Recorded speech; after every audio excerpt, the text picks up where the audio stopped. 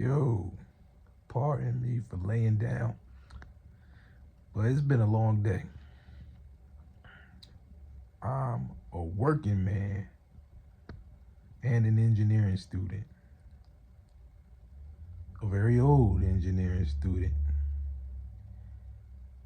I'm Dave, and I want to become an electrical engineer. Um, I've been out of school for a while, and I recently decided to go back. I'm in my second semester. And I just told you what the ultimate goal is, but immediately, right now, I'm enrolled in an associate degree program for electrical engineering technology.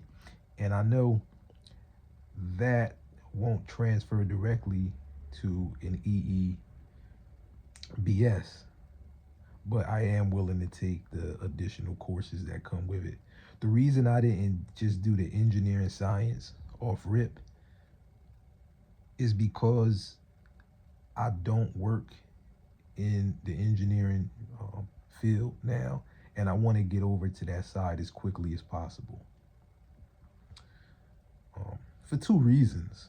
One, when it's time for me to get a full engineering job, I'd like to have as much experience in the industry as possible. That's one. Two, my current industry is totally unrelated to tech, and I'm not too thrilled about it. I don't like it. So I'd I'd like to be proficient in some area of electricity or electronics as soon as possible. Excuse me. So I can get out of my current situation. Now, it's not a terrible situation, but the thing is, like many of you, I wound up at a job or with a career or in a field that wasn't really handpicked. As an adult, sometimes we wind up places, and there's no one to blame usually except for ourselves. But I'll word it that way: we wind up in certain industries and certain jobs, and we can make the best of it. We can make money. We can make people happy. We can make people whole.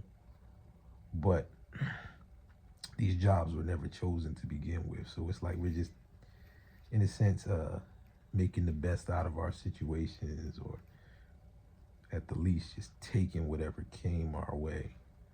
And that was me. And I like aspects of what I do right now, but it lacks the creativity, the sort of creativity that I'd like to express. It doesn't give me those opportunities because it's not physical work. We don't bring physical things into existence. We do more administrative stuff. We run programs designed by the federal government. Okay? And it doesn't really offer the sort of pay that I'm looking for. Now, like in many fields, if you reach the upper echelons of that field, then you can make, serious money. But as I mentioned, this isn't a profession that I really handpicked, so I'm not interested in climbing to the top of this ladder. And in engineering, frankly, even at a base level, the money is way more attractive than somebody in management in this industry. And there are exceptions to that, obviously. If you like high level, then that could be different. But anyway, that's my situation. I've always loved engineering. In fact, when I was a kid, before I knew what an engineer was, I used to say I wanted to be a scientist. And then one day, I found out what an engineer really was, and it sparked something in me. I'll tell you about that another time, but for now, I want to tell you who I am. I'm Dave. a guy who doesn't work in the engineering industry, what am I doing?